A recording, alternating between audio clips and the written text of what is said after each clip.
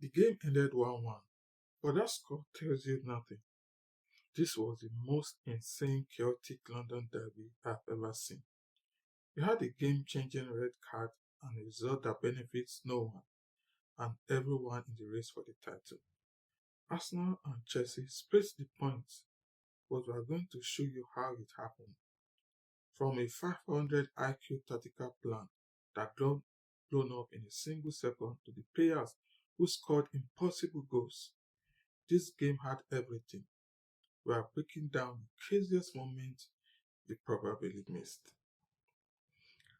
A London derby between Arsenal and Chelsea is always huge, but this was on another level. This was a battle for first place with everything on the line.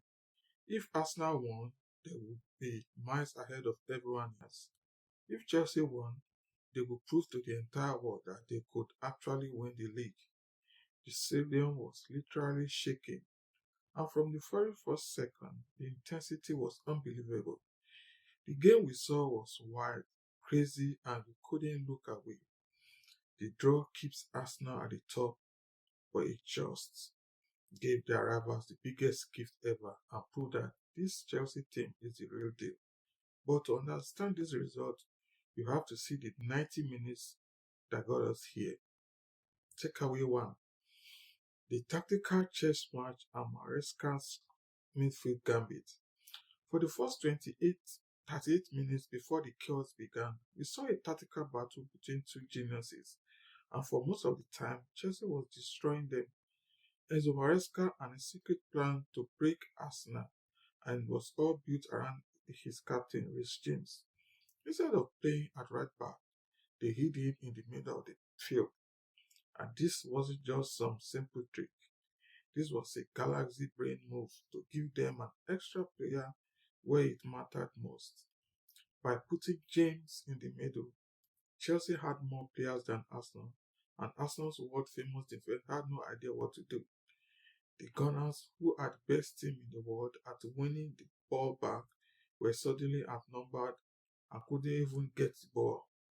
For the first 30 minutes, Chelsea owned the ball and looked unstoppable against the best team in the world. Maresca even said it after the match, 11 versus 11. I think we're a better team than them. They controlled the game because their players were moving like crazy.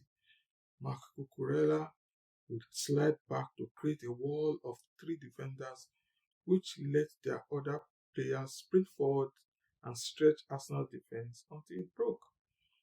This created tiny pockets of space, and for the first part of the game, Arsenal had zero answers. They were just reacting, which is something you rarely see from an Arteta team.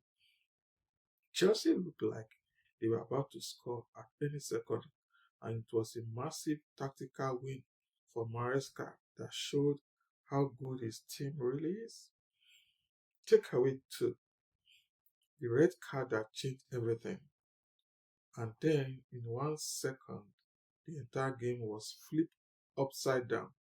In the 38th minute, with Chelsea looking like the best team in the world, Moises Caicedo went flying to a tackle on Mikel Merino. It was a late.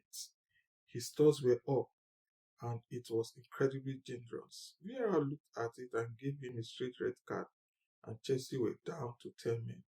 It was one of the dumbest moments of the season for Caicedo, and it tore up the entire script. You don't think the game was over, right? The obvious next step was for Arsenal to take over and win by 5 goals, but it's never that simple. The red card forced both teams to change everything. Chelsea went from attacking geniuses to pure survival mode. They dropped into a super compact 4-4-1 block, giving up any hope of attacking to just defend for their lives. Rhys James, who was dominating the game, had to run back and just be a defender. For Arsenal, the challenge was now completely different. Instead of fighting for the ball, they had one job: break down a deep, organized, and angry defense. The rest of the game was literally attack versus defense, a full-on siege of the Chelsea goal. But the craziest part is why the red card gave Arsenal an extra man. It gave Chelsea one simple mission: survive. And for most of the game, they did more than survive. They were actually winning. Takeaway 3. The stars who stepped up. In a game this crazy, you see who the real superstars are, and a few players were on another level. The undisputed MVP of this match was Rich James. I'm not exaggerating. Before the red card, he was a monster in the field, winning every single ball. After his team went down to 10 players, he instantly became the best defender on the pitch, showing everyone why he is captain. And to top it all off, he delivered a perfect corner for Trevor Chalobah to score the first goal right after halftime. It was an absolute perfect performance that shows why he's one of the best players in the world. For us now, the guy who did everything was who else? Bukayo Saka. In the second half, when Arsenal had to score, he was unstoppable. He kept attacking Marco Kurela, who already had a yellow card, and just twisted him in circles over and over again. His assist for the tying goal was one of the most clutch plays of the season, as he beat his man and then crossed the ball perfectly for Mikel Merino to head it in. And that brings us to Mikel Merino. He was playing as a fake striker, which he never does, and for a lot of the game he was quiet, but he never gave up and showed everyone why his manager trusts him.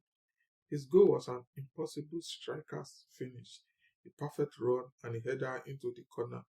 He almost won the entire game at the end, but Robert Sanchez made an incredible save. 7 of his last 10 goals have been with his head. That is unbelievable. So, in conclusion, what this draw really means for the title race. So, what's the bottom line? A 1-1 draw seems boring, but this changes everything for the title race. First, he told us that Enzo Maresca's Chelsea are 100% legit. They are not just talented, they are a super smart and tough team that can beat anyone. The way they played with 10 men was a message to the rest of the league. The points gap to Arsenal is still 6, but the confidence they just got is priceless. Second, for Arsenal, this is a gigantic failure. Dropping points when the other team only has 10 players is a disaster, especially when a win would have put you so far ahead of everyone else. This keeps the title race wide open and proves there's a long, hard road ahead. And finally, the biggest winner of this game didn't even play. Manchester City sat at home and watched their two biggest rivals take points off each other. This draw means we are getting a nail-biting three-way war for the title. Arsenal is still the team to beat, but Chelsea proved they are a monster and you can never count Man City out. This single game just set up one of the most unpredictable seasons ever. I want to know what you think was the craziest part of this match. Was it Maresca's 500 IQ tactics? Like I said, those insane red card, or Arsenal failing to beat 10 men? Let me know your answer in the comments right now. And if you love watching these insane Premier League breakdowns, smash that subscribe button and turn on notifications so you don't miss the next one. Thanks for watching. See you soon.